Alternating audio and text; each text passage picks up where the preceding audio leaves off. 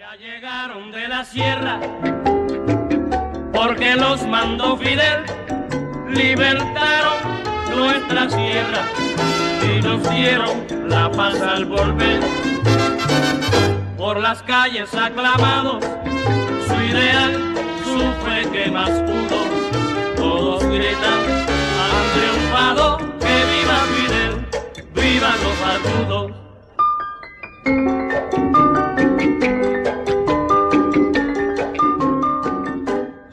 Hello comrades and welcome to Season 2, Episode 5 of SPECTRE. I'm delighted today to be joined by Rob Miller from the Cuba Solidarity Campaign. Rob, it's a pleasure to have you here today. No worries, good to be here. Just to get us started off, Robert, just a wee introduction from yourself, you know, who you are, your affiliations and everything else in between. Okay, well, I'm Rob Miller. I'm the director of the Cuba Solidarity Campaign in Britain, which I've been doing for about 25 years now. So it's an honour to be here. Great to speak about Cuba again. And I'm just back from Cuba. Went over there with a load of young trade unionists, which I know we'll talk about later. But pleased to be here. Perfect, Robert. Thank you very much. So just to get us started off then, the Cuba Solidarity Campaign, you know, who are you and what's some of the work that you guys carry out? Okay, so Cuba Solidarity, or CSC as we call it, is a sort of non-government organisation over here. Been running really since the Cuban Revolution after 1959, when a load of people went over there on one of the first work brigades in 1960, and they came back and set up an organisation. It wasn't called CSC then. It was called Scientific Aid, I think, Cuban Britain Scientific Aid, then developed into the Britain-Cuba Resource Centre, and then finally in the 90s, it became the Cuba Solidarity Campaign. It's made up of individual members, so if anyone listening wants to join, you're more than welcome. Probably about 5,000 individual members, and then we've got about 500 affiliated organisations, including most of the British trade unions, so 23 national trade unions and around 450 odd trade union regions and branches. And that's the basis of the organisation. It elects an executive committee every year, has about 30 local groups around the country. Sister organisation is Scotland, the Scottish Cuba Solidarity Campaign. And we really stand for the rights of the Cuban people to defend and to develop their own country, how they want to develop it. So it's the sovereignty for the Cuban people, self-determination for the Cuban people, so they can develop their society as they wish without the fear of aggression and threat from other countries, mainly the United States of America. We also are opposed to the US blockade of Cuba, which has been going for over 60 years, and for Cuba to develop its society how it wants to, without foreign intervention. We want the return of Guantanamo Bay to the Cuban people, the occupied land at Guantanamo Bay. So they're really the basis of the political reasons for the Solidarity Campaign. Obviously, at the moment, we spend quite a lot of time helping the people of Cuba who are suffering under that blockade, because it is impacting on their daily lives. So that's pretty much what we get up to. We lobby the British government, Welsh and Scottish parliaments also, to try and make sure they have good relations with Cuba and improving relations with Cuba as a counterpoint to the US blockade. Yeah, cheers for that, Robert. That was great. What I love about the Cuba Solidarity Campaign as well, it's it's not just an online thing. Like you said, you're very active in the work that you do and across Britain. It's great here in Glasgow with the stall that's usually run, being able to meet folk who have so many heartfelt stories of people suffering under the blockade and even suffering persecution, even abroad when they're going across representing Cuba, doing the various work that they do. So it's very interesting to see the in-person work that's carried out by the Cuba Solidarity Campaign, as well as how great it is to see the different affiliate organisations, even from trade union branches as well, and I think that's something that really needs to stay nice and strong within the trade union movement here in Britain, as our continued solidarity effort with the Cuban people. You touched on it earlier, obviously the May Day brigades and everything like that, and it was refreshing to see that again this year, and I'm sure we'll go on to talk about it. But no, it was a very good rundown of that there, Robert. Thank you very much for that. And when we talk about obviously the reasons for the Cuba Solidarity Campaign existing, that is essentially the history, the Cuban struggle and the blockade. As you've said it yourself, so many people tend to call it an embargo, but that would probably be the most incorrect. terminology for it. It truly is a blockade. So how and why was the blockade implemented on the Cuban people? Okay, well, it's a long story. It's a 60-year-old story now. So the revolution was in 1959, and there was obviously political animosity from the United States. One of the key sort of precursors really to the blockade was a statement by a guy called Lester Mallory, who was in the State Department, and issued a kind of proclamation on Cuba, which really called for the blockade. And in it, he makes the words. He says that the blockade should cause desperation and hunger, and they're the words of the State Department: desperation and hunger, to force the Cuban people to look for change, for a change of government. So regime change was the basis for it. And then in 1960, you've got the first legal steps in the US of the blockade, which really, under Kennedy in 1962, they introduced the first sort of elements that would start to stop Cuban exports. That was strengthened all the way. It's been strengthened periodically. I suppose the biggest points was the Torricelli Act in the 90s, which started to stop US companies from trading with Cuba, and US subsidiary companies from trading with Cuba overseas. And then in the mid-90s, you had the Helms-Burton legislation, which really made the blockade extraterritorial, which means that it's not only affecting American companies, but it's affecting companies in third countries. So individuals in Britain, in France, in Germany, around the world are now blocked from trading with Cuba. And that's done under a series of threats and fines, massive multi-million dollar fines against companies that trade with Cuba. And we can talk about that a bit more. But the blockade was strengthened yet again under Trump, who introduced a further 200 measures against Cuba. So really the blockade is at its strongest point now in history. And it is the longest blockade of any country outside of wartime. It's certainly a blockade because an embargo is really about two countries, one country not wanting to trade with another country. That's any country's prerogative. If Britain decided they didn't want to trade with Italy, that's up to Britain.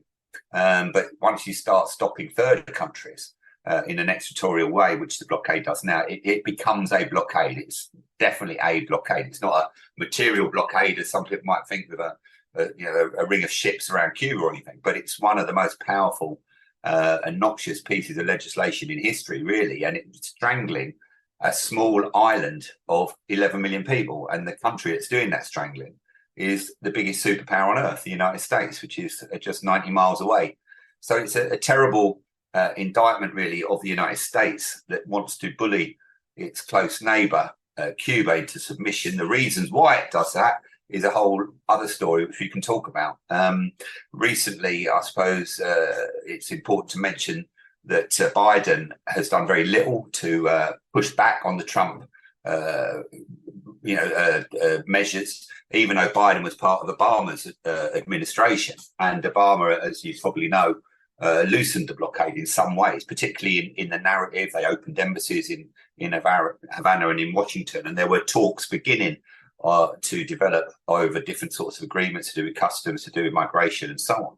But Trump rolled all of that rapprochement back and has in fact made it worse. And the last thing he did before he left office was to add Cuba to the United States unilateral list of state sponsors of terrorism. And Biden has done nothing to take them off that list. So they're still on that list, and that's renewed every year. So the Biden administration is carrying on with the same policies of Trump. And the blockade today, as I said, is incredibly serious. You've got to look at the history of Cuba. I first went in 1978, and Cuba was a very different place. It was had a lot of friends around the world, particularly in Eastern Europe and the Soviet Union. And after the collapse of the Soviet Union, Eastern Bloc countries, Cuba lost over 70% of its trade, international trade, overnight. So it went very quickly into a very difficult period in the early 90s called the Special Period. Cuba was coming out of that period with the development of tourism, the development of international trade. Cuba was doing pretty well before COVID. COVID hit and Trump really put the boot in. And it's been very, very difficult over the past few years for the people of Cuba. It's a bit like the Special Period in the 90s. It's a very difficult period, which is why material solidarity is so important now. But the blockade is fundamentally the reason why there are so many difficulties in Cuba. And people often will talk about, the bad housing or the lack of food or, lack of transport or fuel. Every sort of element of life in Cuba is impacted by the blockade. It's not something that, is kind of just a nefarious thing. It's very, very present on a daily basis in every area of Cuban life. So that's from food and consumables, but also impacting on health and education and social care and sports and culture. So every element of Cuban life is impacted severely by that blockade. So it's our number one concern, and it should be the number one concern of progressives around the world to try and end that blockade. Yeah, that's a great rundown, Rob, and especially in why it was implemented, like you says, to starve the Cuban people, and aiding the US's imperialist attempts in enforcing a coup, which isn't the first time they've done something like this on a sovereign nation, and certainly the fear that the US has felt from the days of the Cuban Revolution, where Cuba's continued to grow, develop, and revolutionize its own independence, especially in regards to its own education of its people. It's really, really impressive, almost wiping out illiteracy on the island. Its ability to organise the collective farms themselves, and I've heard the successes of this from many of the people who've been on the May Day brigades, who've witnessed firsthand the effectiveness of it. All of this and all of the success, even under such a brutal blockade that Cuba's faced, they've still been able to grow and develop, and being that shining star for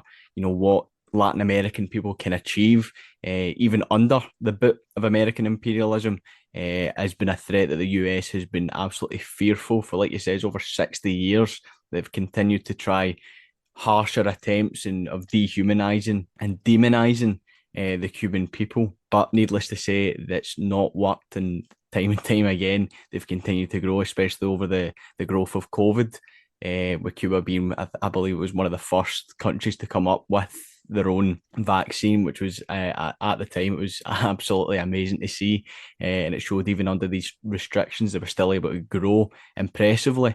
I know we're going to come on to talk about how it works later on, but it is frightening, how you see other countries being bullied by such large fines, and again, it's the fear of American imperialism and its grasp around the world. So it is terrifying to see that. But no, it was a really good analysis into that, Robert. I thank you for that. Can I just, Nathan, on the blockade, I think it's important people, people often say, why do the Americans carry on with the blockade? It's a very small country. It's no threat. Perhaps it's a threat of a good example, but that's not really enough for a 60-year war of aggression and threats and intimidation, invasions, attempts to assassinate the leaderships of Cuba, famously 600 assassination attempts of Fidel Castro, all shown to be true, when it came out in the CIA documents, the exploding cigars and the poisoned swimming gear and whatever.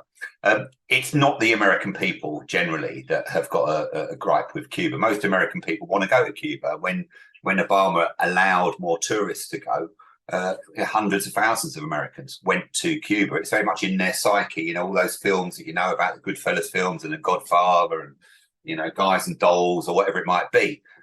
Cuba's very close to the United States, and it's very in the heart of many Americans. They want to go there. It's a nice Caribbean island. They've read about it. They like the music and so on and so forth. So it's quite interesting to know why that blockade continues, because it is a Cold War policy. It's anachronistic. It's from a different era. It just seems completely bizarre. The United States trades with Vietnam, it trades with China, even trades with North Korea. But, when it comes to Cuba, this small, little developing island, they just can't seem to move beyond that position, that Cold War anachronistic position. And the main reason isn't, I don't believe, the fear of socialism anymore from America. It's pretty much dominated by a group of Cuban Americans who are based in Florida.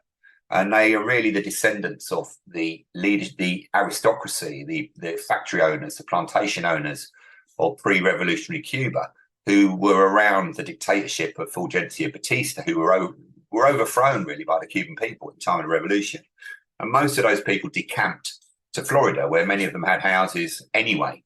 and just waited out what they thought would be a very short revolution. So they thought, oh, it'll only last a couple of months, and then we'll go back to Cuba and get our plantations back and our factories back, and go back to the status quo, where maybe 10% of the population were doing quite well under the US-backed dictatorship, as long as you weren't black, of course, or a campesino. But if you were white and in an urban area and middle class, you didn't do badly out of it.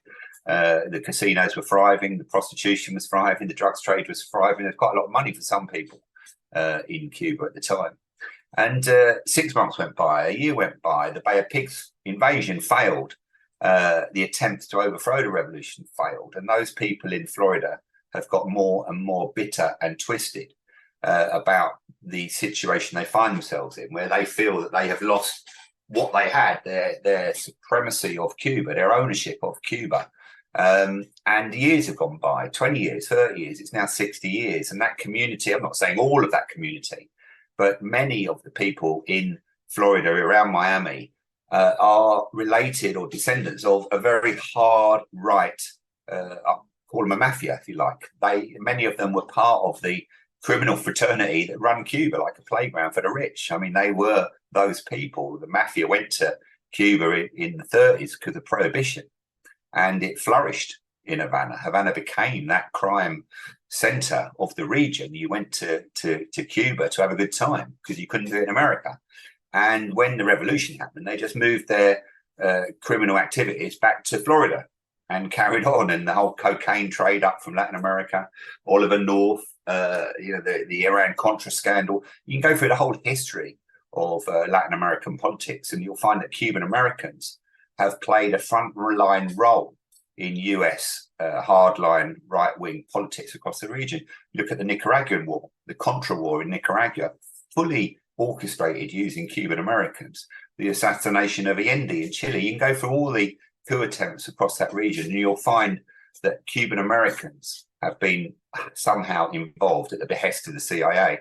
So that community in Florida is a very powerful, I suppose you could call it a lobby group, but they're more than a lobby group in the fact that they don't just lobby, they make sure things happen. And if they don't like it, they will let you know using violent means as needed. And they have done so in the past, on many occasions. So they're a real threat, a really powerful threat. And of course, they dominate Florida. And you'll know when there are US presidential elections, Florida is a key state. You cannot become president of the United States without winning Florida. It is about 11 or 12%, I think, of the US electoral vote. You have to win Florida to become president. So every time there's a US presidential election, every 4 years, Cuba, the issue of Cuba becomes an electoral talking point way beyond the number of people who are that interested in it. So that million odd Cuban Americans have a very, very powerful voice and a very powerful sway over the international policies of the United States, particularly vis-a-vis Cuba. And it's that hard line element that is really driving the blockade today. It's not your average American citizen, most of whom would quite happily go to Cuba, probably don't know an awful lot about it, and are really not that interested in the international political situation. But the grouping around Florida means that you still maintain this stupid, mad Cold War politics, which is very, very hard for people to understand why the United States is continuing. As Obama himself said, if the definition of madness is doing the same thing over and over and over and over again and not actually achieving what you're setting out to achieve. And the US has had the same policy for 60 years, which is regime change in Cuba. And whatever they've tried, they have failed. Yet they just keep on doing the same thing over and over and over again. It is illogical. It is stupid.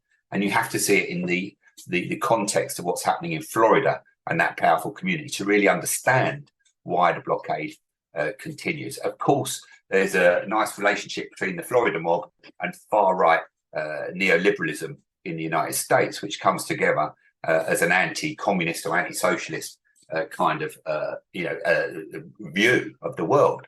And clearly there's a big stake in multinational companies who would really like to get hold of Cuba and the markets and the infrastructure on the island. It's 11 million people. It's not massive, but it's a market that capitalism wants to exploit, the same as it does around the world.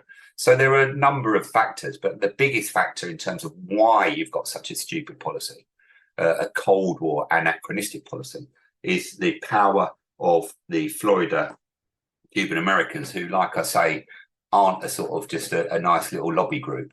They're a very powerful group who really have their fingers right into the highest echelons, particularly of the Republican Party. You've got to remember that, you know, in George Bush's cabinet, there were 14 Cuban Americans. His nephew, Jeb Bush, was governor of Florida. Florida is a web of pretty nefarious right-wing mafiosa masquerading as some sort of human rights Democrats. It's a nonsense. And you have to kind of understand that to understand the depth of the interrelationship between United States and Cuba. It's like this sort of very, very vicious family dispute.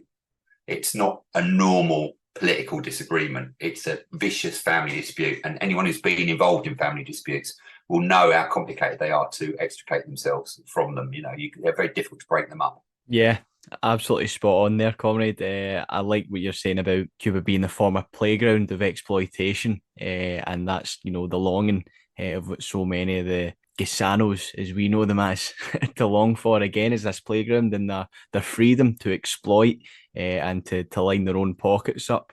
And it is very interesting, like you say, Florida being that key state, as you've put it, a web of mafiosa, a web of crime and a web of corruption there in order to maintain such a key state. As you've rightly said, the many right-wing elements within the dissident, the Cuban Americans longing for a return to the days where they could exploit and practically enslave some of their own for the sake of their profit. That's still something they long for, and something they, as you've quite rightly mentioned, they work very, very hard to try and achieve again. So it is very interesting to see that development every now and then when it comes around to any point of American election or policy or anything that could impact Florida in any way, shape or form. It's always very interesting to keep note on that. But with that being said, moving on to the next point then, I know we've touched on it just briefly, or teasing on it briefly before, was the May Day Brigade.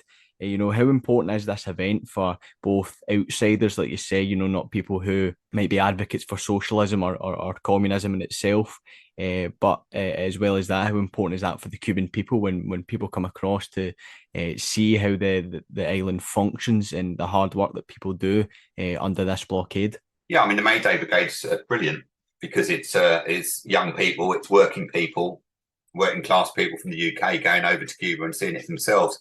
We send 3 brigades a year, the May Day Brigade, a summer brigade and a winter brigade.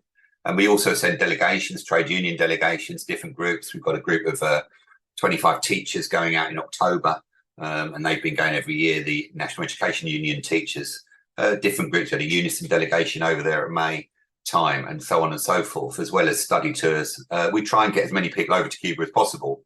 On the one hand, it helps the people of Cuba because tourism is a way for the Cubans to obtain hard currency pretty quick. You know, it was the only option available to Cuba after the collapse of the Soviet Union. I mean, before the 1990s, Cuba wasn't interested in tourism, mass popular tourism like that. It just wasn't there. It was after the collapse of the Soviet Union that Cuba had to find a quick way to rebuild its economy, to pay for the schools, the hospitals, the social care, and tourism was the obvious one. And they spent 3 or 4 years building an incredible tourism infrastructure really quickly overnight, and that really, I suppose, saved the revolution at that time because it was in a dire situation. And tourism still remains a very important element in the Cuban economy. So you can see the brigades in that light, in helping Cuba. It's a very good thing to do, to go to Cuba and enjoy Cuba, enjoy the beaches, enjoy the rum, the cigars, all the aspects of it. It's a beautiful, beautiful place. And anyone who can, we would urge anyone to go, you know, whether you're into it or you're not into it, just go to Cuba. The Cubans want you to go and they want to show off their country. They want you to spend your money there. And we would certainly encourage anybody. But I suppose the brigades, and particularly the May Day Brigade, are very important, not only for the people of Cuba, but for all of us, because as we say to people over there, you know, it's not, your solidarity isn't going to Cuba. I mean, it's nice to go to Cuba and it's an act of solidarity in a way. and you can take stuff over there and all sorts of things, you can do to actually help. But the best thing about the brigades and the programs that we organise is that we explain to people that the work starts when they come back again, when they come back to England and Scotland and Wales and Ireland, because then you can really take forward your job of solidarity, because you've seen Cuba, you've seen it for yourself, and you therefore become an ambassador, if you like, for Cuba, a spokesperson for Cuba.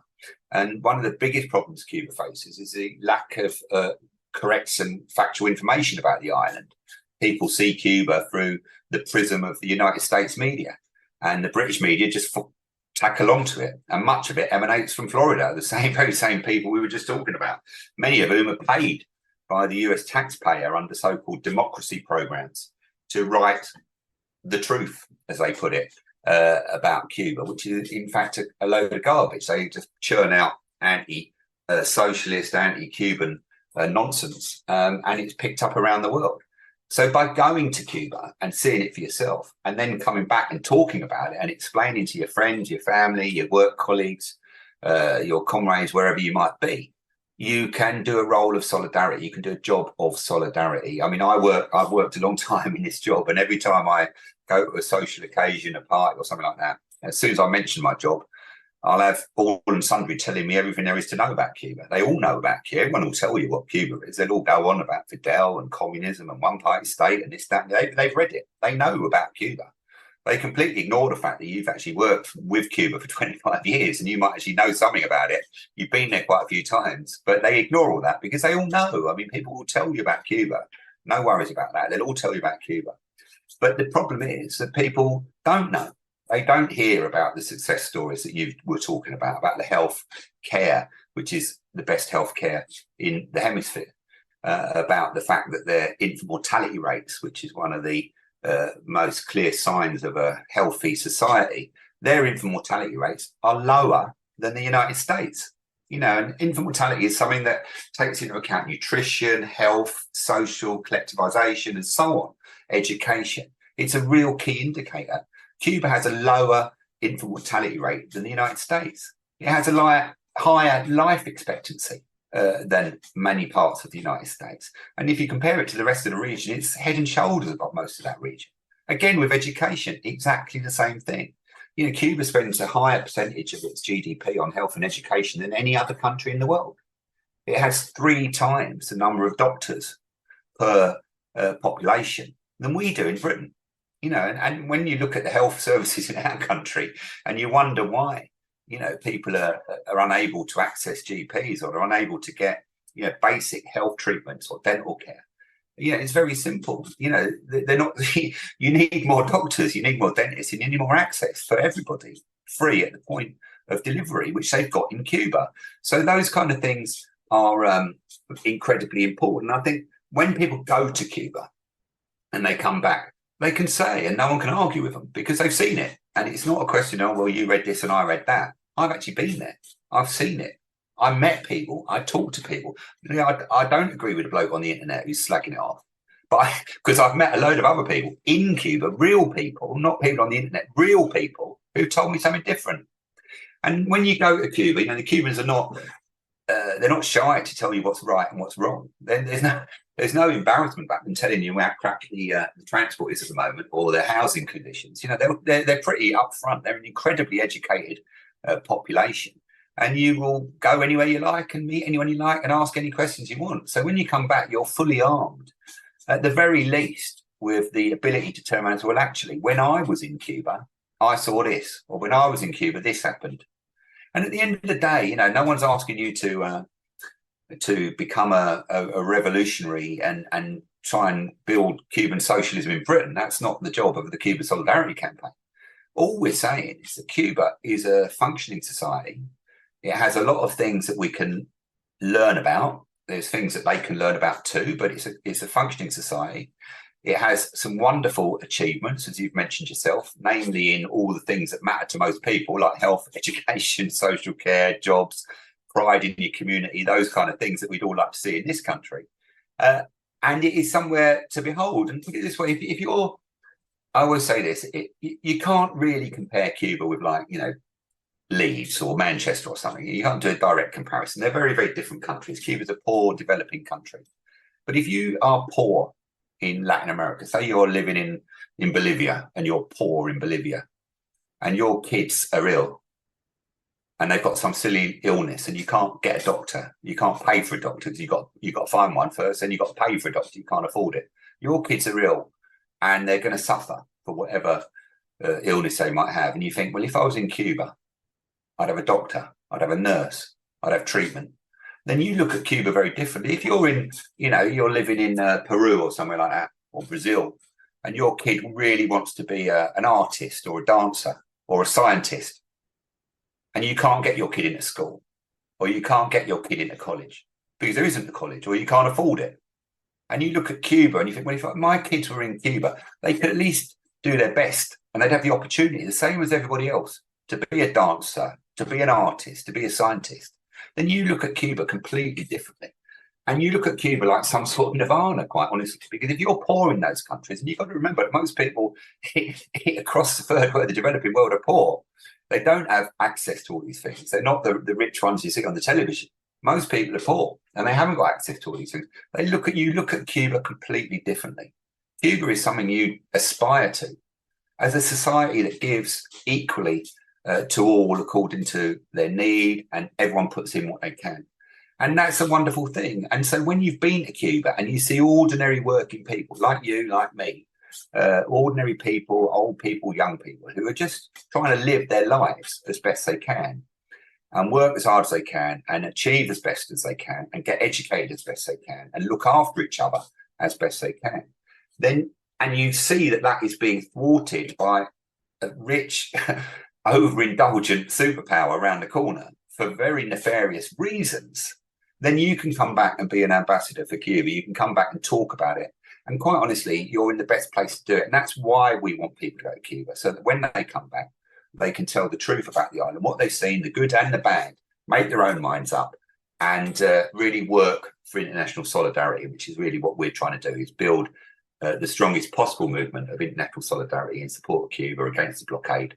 And for the Cuban people's rights to just achieve what they can as a country as best they can. Imagine, you mentioned yourself about the vaccines. This is a small, developing Caribbean island.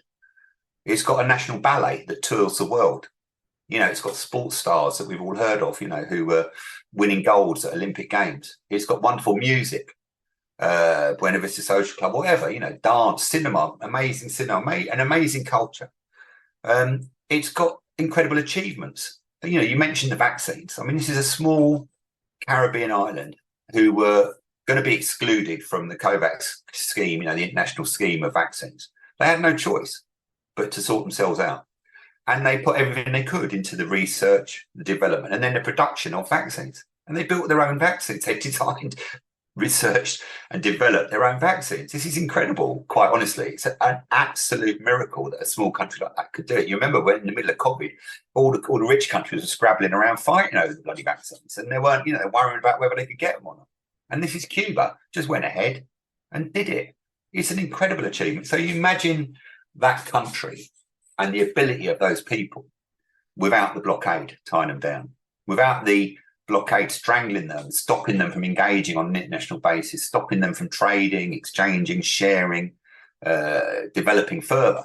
Imagine the success that country could achieve if it wasn't hamstrung by the vicious US blockade. So the brigades, I've gone off a bit of point, are an opportunity for people to see, to find out, to learn, and to come back and share their experiences with others. And that is fundamentally why the brigades, the Mayday brigades, are so important. I'm particularly on the Mayday brigade, of course, a lot of young working trade unionists who are delegated from their unions is a wonderful thing, because they have to come back, they have to give report backs to their branches, to their regions. They write articles in the newspapers, in their journals, and they share the information. And it is incredibly difficult then for someone in their union or their workplace to turn around and say, well, no, I don't like Cuba because it's this, that, and the other.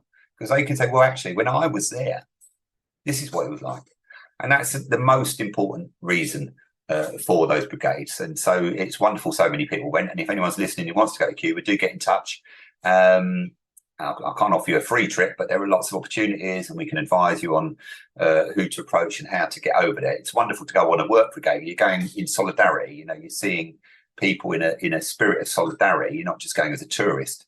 But tourism's good too, and the beaches are wonderful. So don't be shy of going for whatever reason. Absolutely spot on, comrade. I don't think I could have put that better myself. Yeah, like you said, it's a great opportunity for people, like we says, who aren't revolutionaries, as we say. You know, you don't have to be a member of a communist party to go to Cuba. The same the same way you didn't have to be a member of a communist party to go to the Soviet Union back in the day.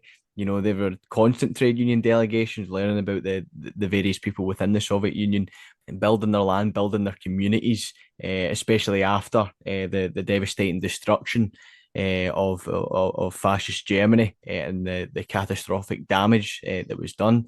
And in Cuba, you know, like you says, they're not shy to talk, and that's really what the Cuban people love to do as well. Where the people that go there to see them is talk to them. They want to find out what they're doing back home in their own countries to aid Cuba as well, in terms of tackling their own governments to not being fearful of American imperialism and aiding the Cuban people and breaking that blockade. So it is absolutely fantastic. And again, I definitely echo what you say about people taking the opportunity, if they have it, to go either in the Mayday Brigade or any of the other delegations to Cuba, because it's almost as a once in a lifetime opportunity. But if you're actively involved within the trade union movement and have that continued support and passion to go to Cuba, then the sky's the limit, and you can find yourself there, no doubt, numerous times if you can, and it will continue to be an amazing opportunity regardless of how many times you go.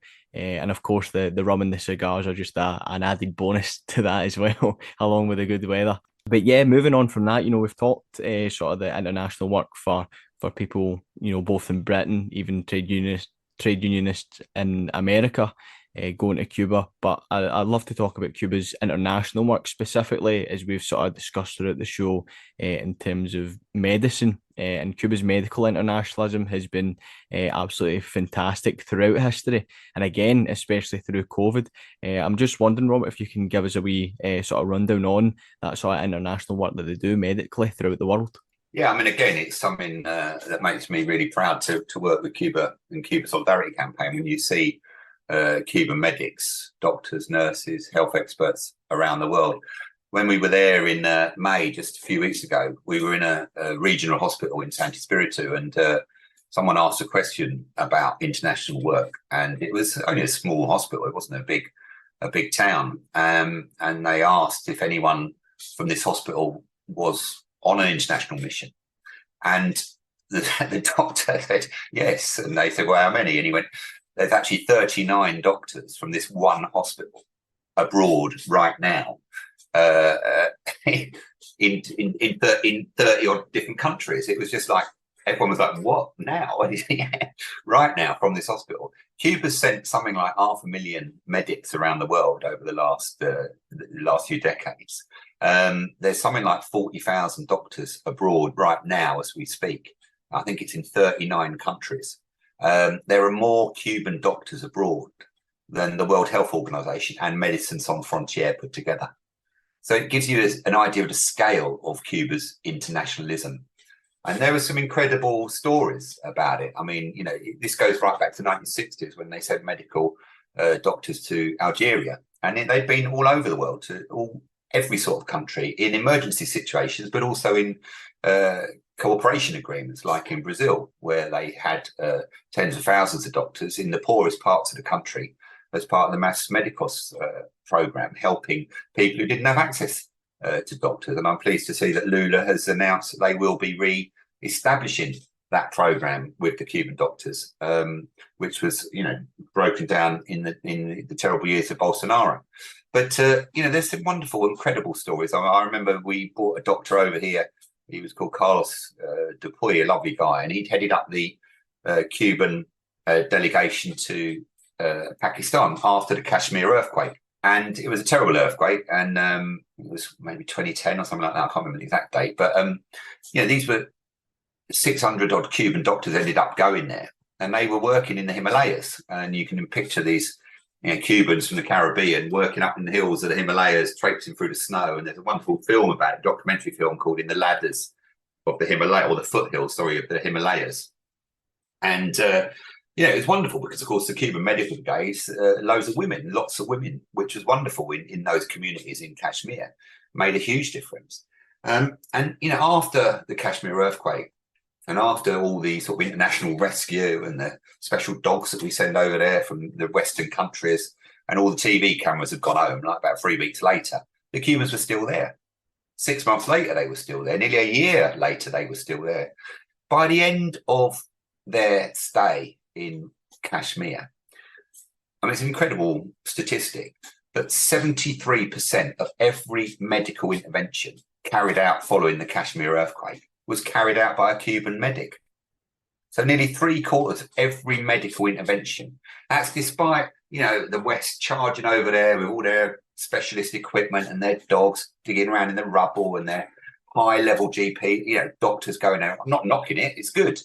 But at the end of the day, on terms of the day-to-day seriousness of dealing with a massive emergency situation like that, nearly 3/4 of all interventions were carried out by Cuban doctors. And that's an incredible thing. And that's just one example.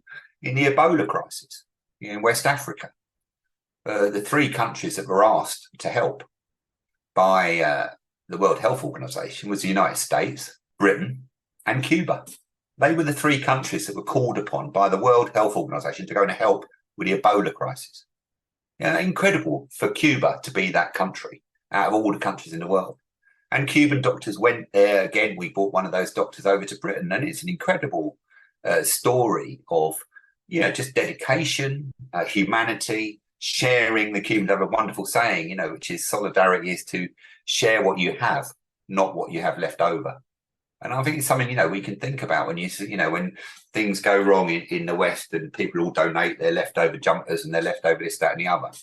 And the Cubans have a saying, share what you have, not what you have left over. You think about it, and it's a good saying. That's very much what the Cubans do. I mean, and the Chernobyl children. I mean, Chernobyl. Right back in the 80s, Cuba decided that they would help the children of Chernobyl, and it's something like 20,000 children now from Ukraine have gone over to Cuba completely free of charge, and were cared for.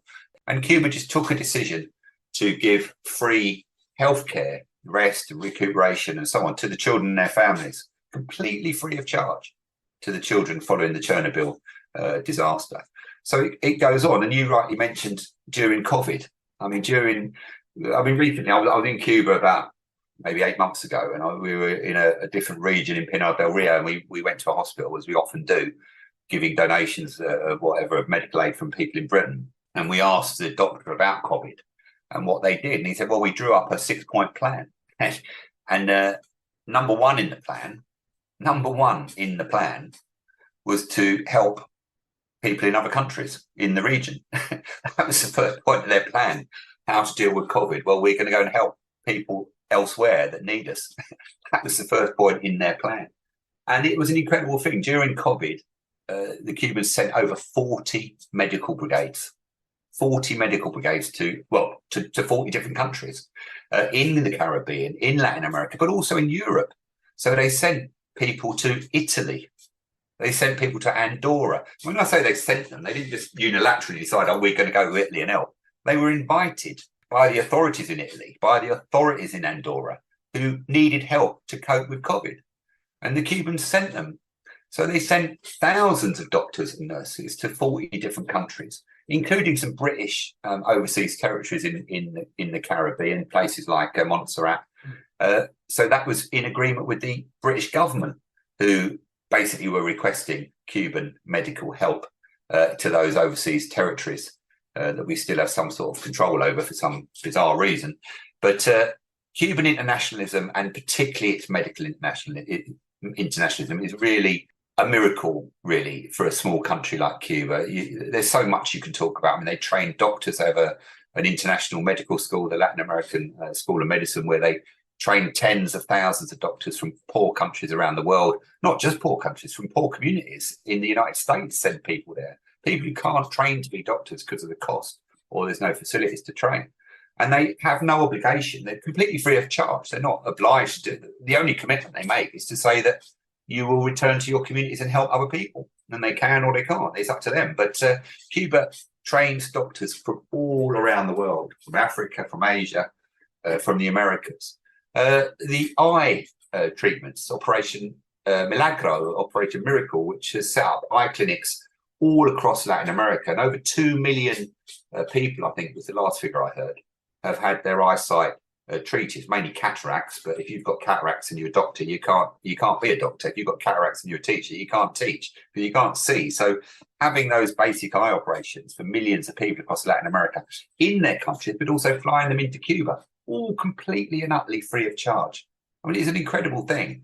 And I do think it is one of the most incredible achievements of Cuba, their internationalism. And I hope, people around the world, I know that people around the world recognize it and celebrate it and see what it is like to have a society that exports care, doctors, medics, not exporting bombs and war and many of the things that some of our countries are engaged in, but actually does something very positive for countries and for people around the world without asking for anything back. It's an incredible achievement.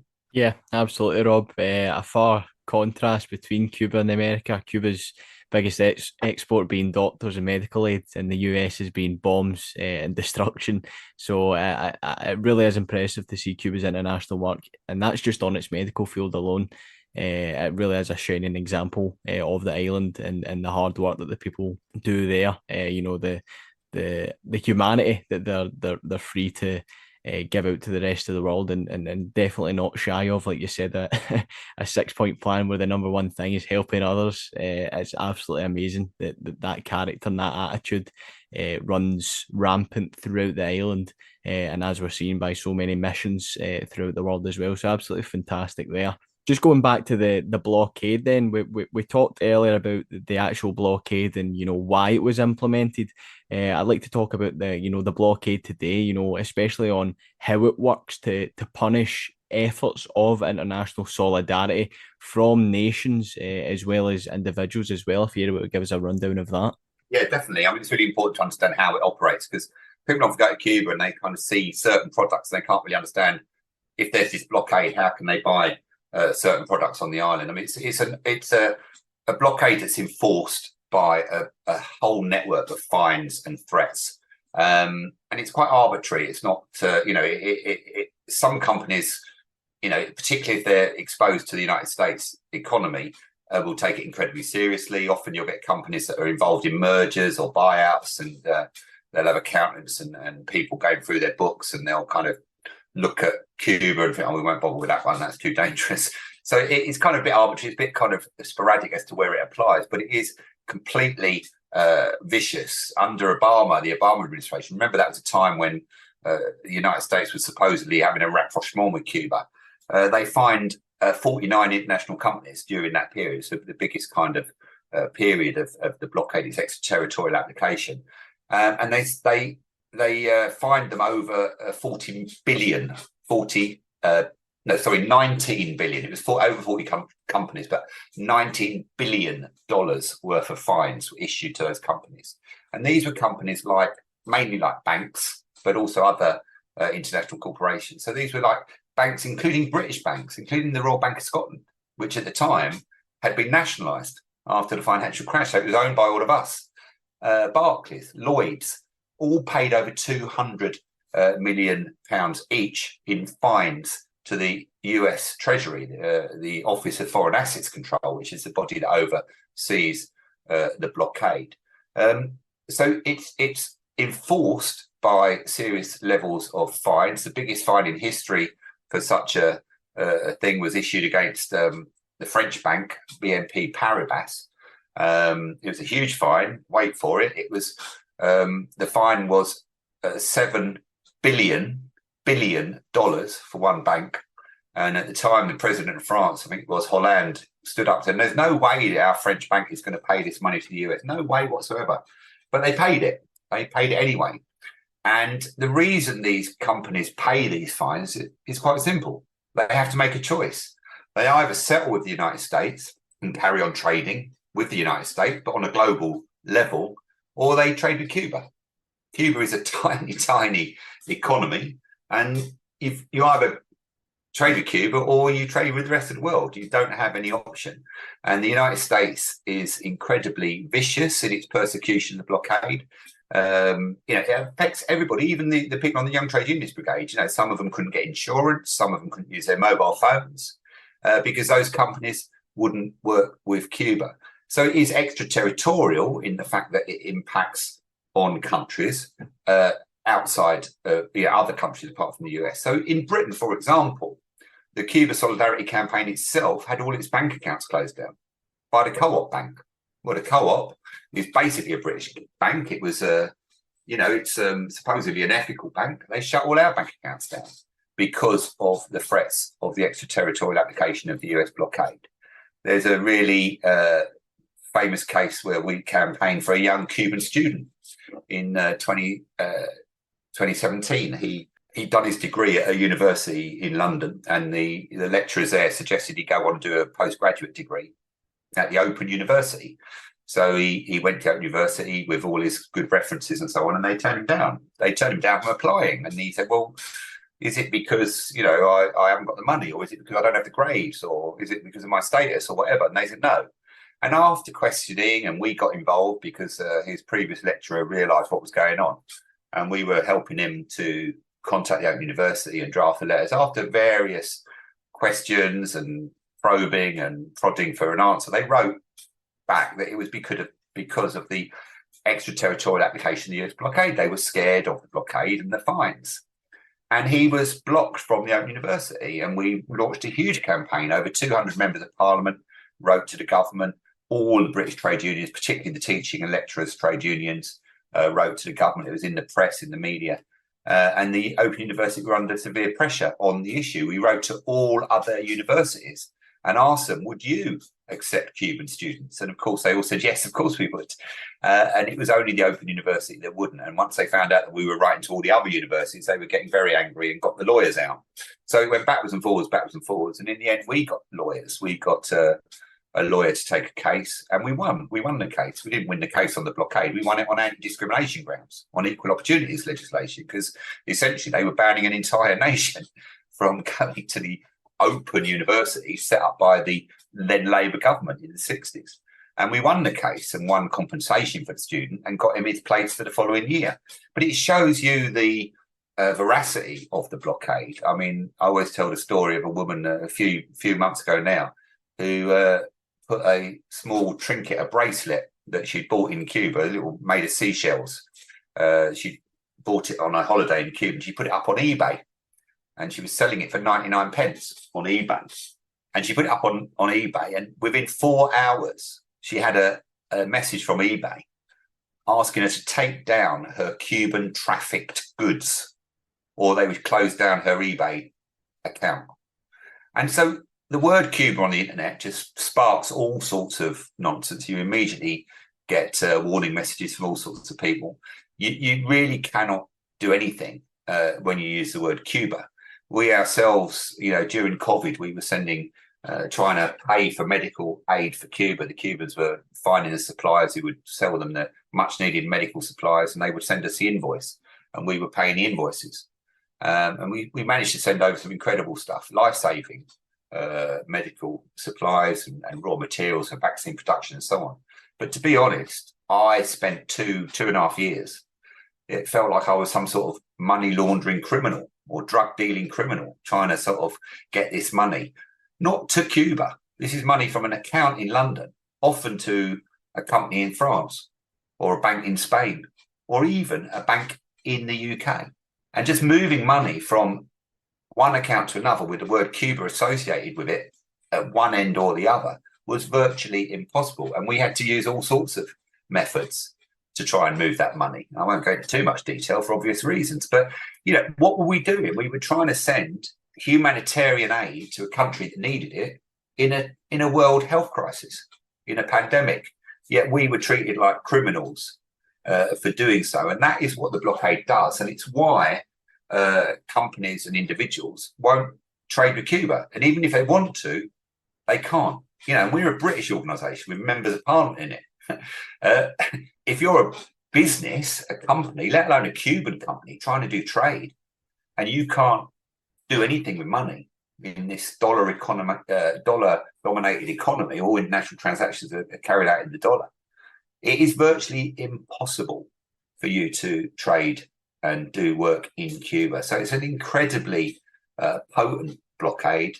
It's enforced with complete rigour to a level of ridiculousness when people can't go online and buy Cuban honey or Cuban coffee or whatever it might be. It's a really pernicious blockade that affects countries and individuals around the world, and it's not something that we can take lightly or should take lightly. And in fact, it's an insult to you and me and the people of Britain and England and Scotland, sorry, because it's affected our sovereignty. If Italy came along and said, right, well, sorry, you lot, you can't trade with France anymore, we wouldn't take it lightly.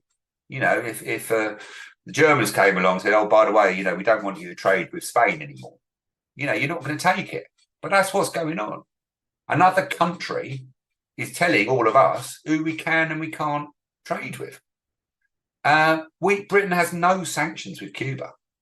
Britain has full diplomatic trading relations with Cuba. There is no obstacle to Britons going to Cuba, trading with Cuba, going backwards and forwards. The only obstacle is a third country, a bullying country, the United States of America, that is telling you, me, and the rest of us here who we can and we can't be friends with, who we can and we can't trade with. It's an outrage and it should be stopped. And that's the extraterritorial application of the blockade.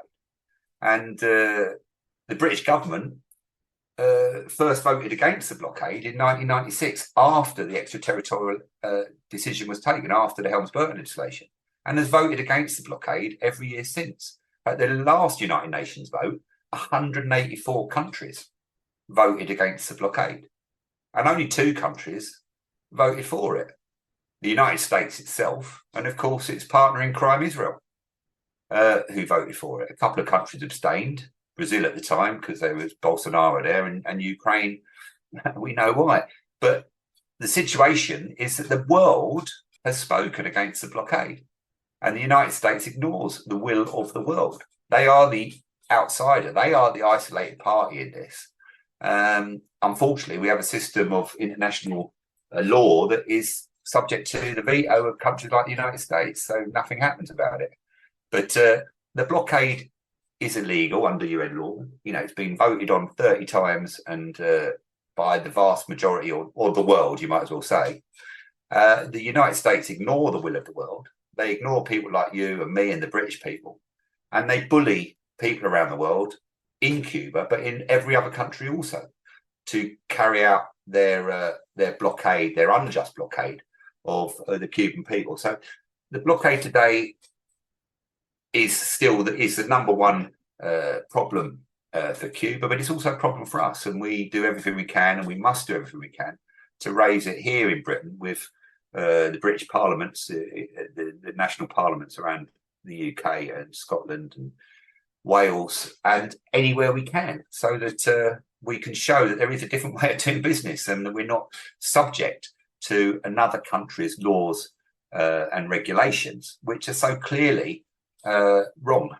Yeah, absolutely spot on, comrade. That's a fantastic analysis in terms of how the blockade works. I remember looking back at COP26, I had the pleasure of welcoming the Cuban delegation for that, and listening to their goals and their life plan, as they call it, for their environmental task, and learning how difficult the blockade makes trying to save the world for them, and them doing their part, how frightening it is.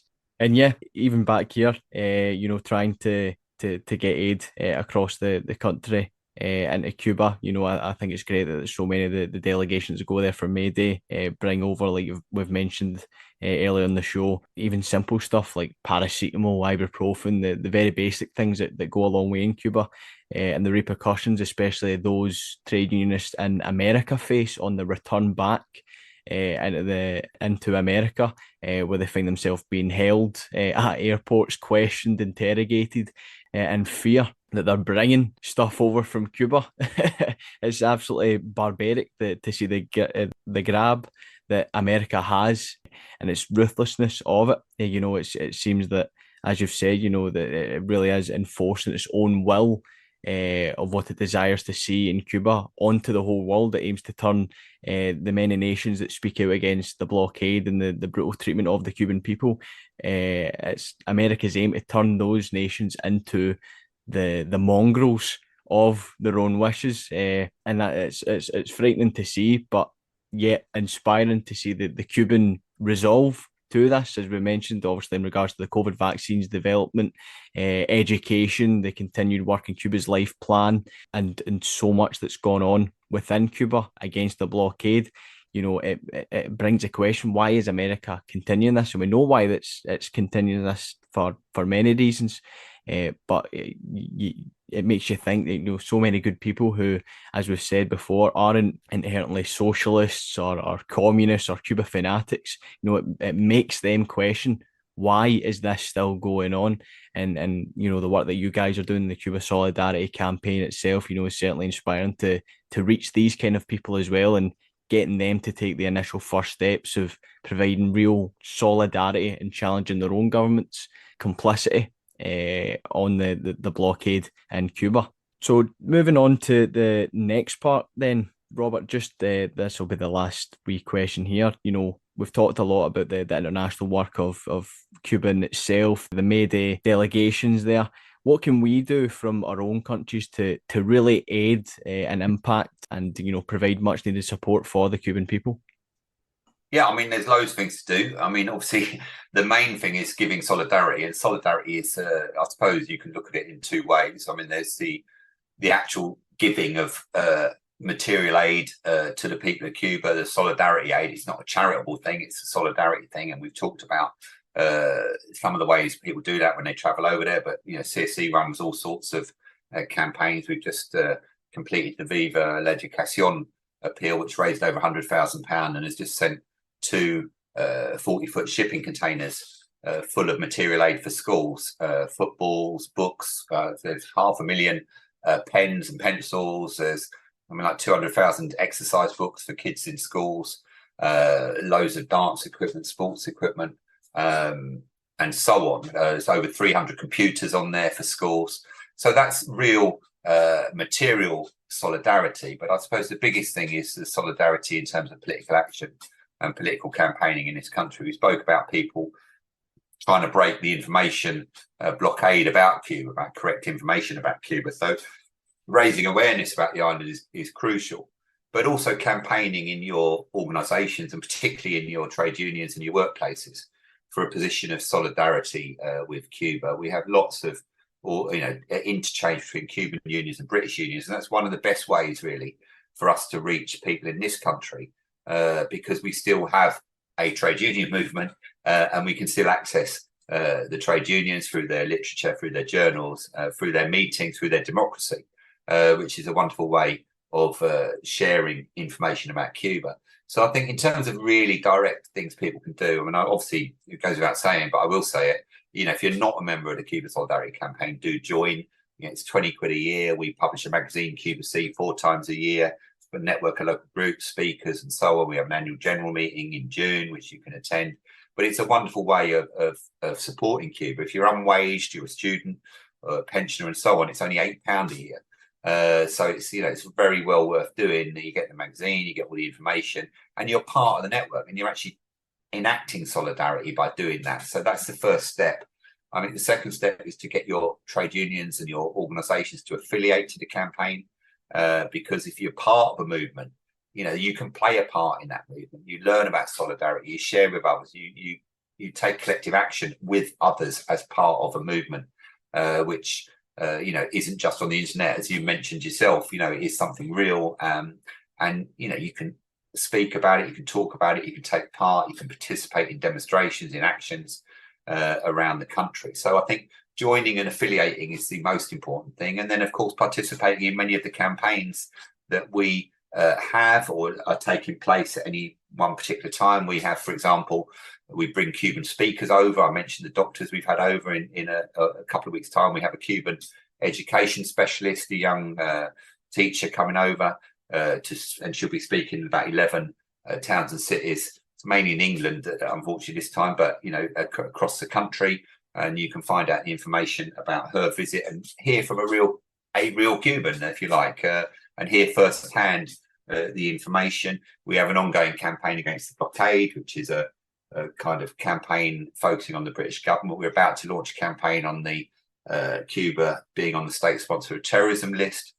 So there's all sorts of activities and actions. We do a lot of lobbying of members of parliament and parliamentarians across the nations. So to try and get them to take a positive position on Cuba and to press the British government and the national governments on Cuba. So there's loads we do. We obviously work across the trade unions at their conferences and across those organisations to try and get the maximum number of people involved in solidarity work with Cuba. It's an ongoing task. I mean, we're a small organisation, but we're very enthusiastic and we welcome everyone on board.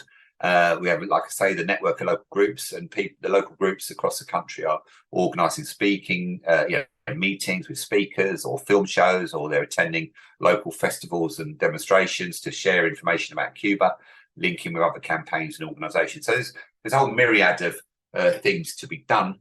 And I think for any kind of person who sees himself as progressive or socialist in any way, I think Cuba has to be at the forefront of that campaigning.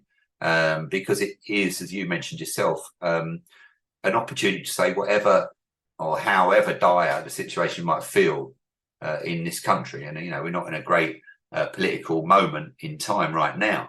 You've got Cuba as an example of a possibility of a different world, a different way of doing things, that you can visualize and see a real country that puts people first, puts people before profit.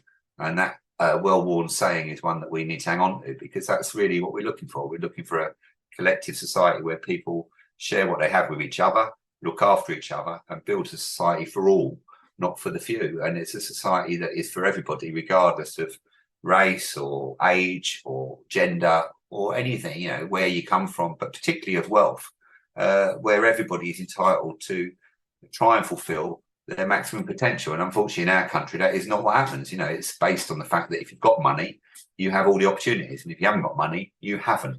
And Cuba isn't like that. You go to Cuba and you go to the ballet school and you see kids from every background, every colour, every variety, and you talk to them and they're from all over the island, and it's completely free.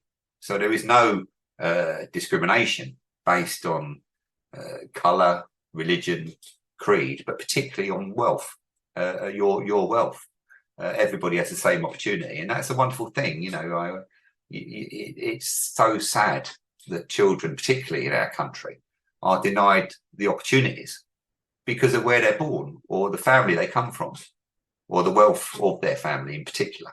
And they therefore don't have the same opportunities as others. They don't have the same opportunities to go to the top schools or the best schools. They don't have the same health opportunities, and they certainly don't have the same opportunities in terms of specialist education and so on and so forth, in terms of what jobs they might end up at the end, as they go through life.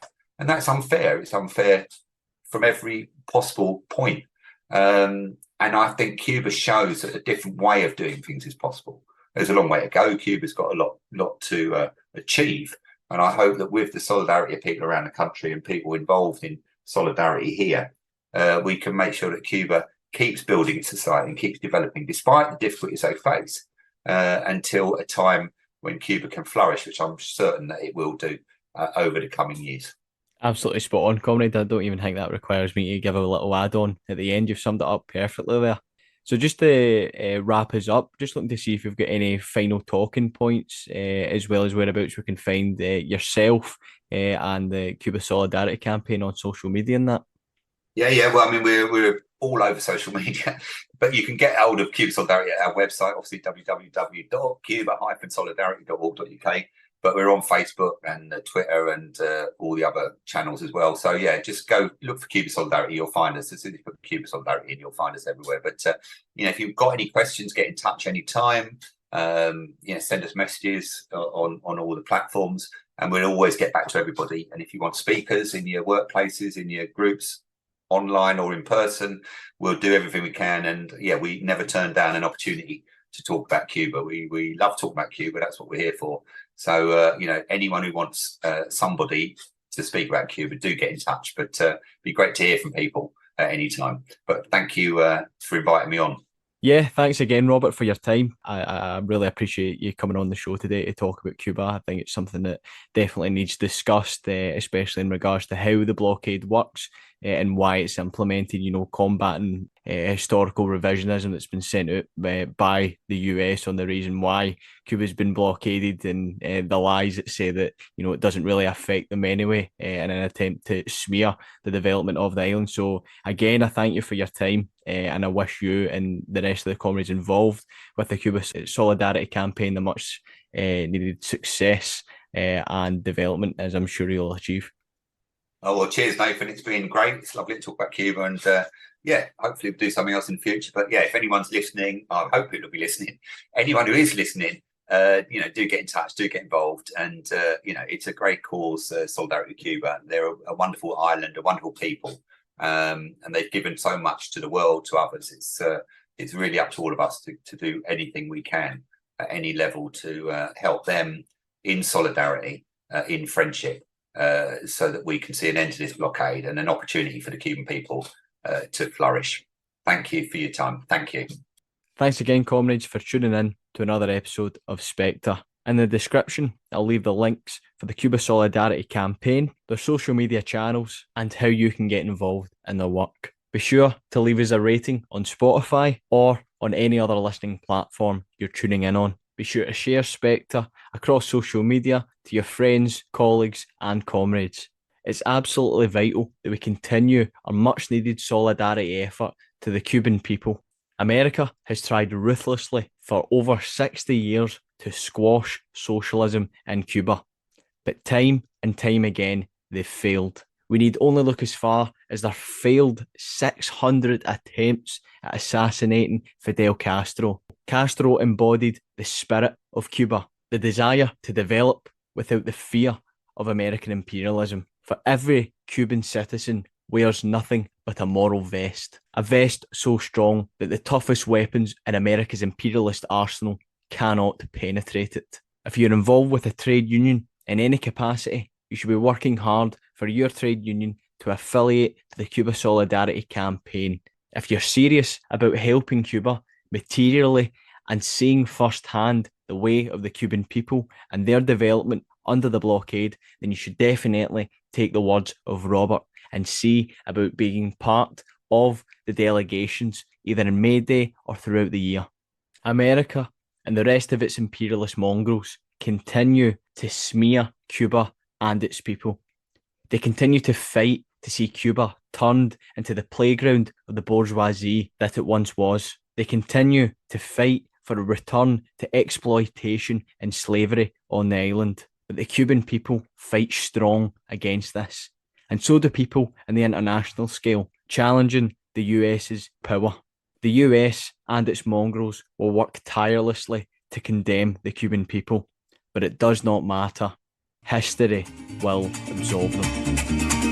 Levanten tus manos la bandera de la revolución, América Latina obrera, y griten con fuerza, Yankee Go Home, Yankee Go Home, Yankee Go Home.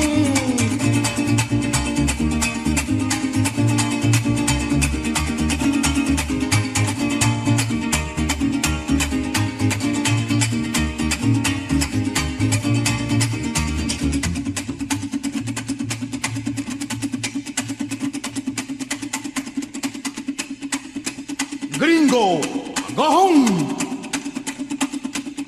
Los obreros de América Latina te dicen, Gringo, go home. Yankee, go home.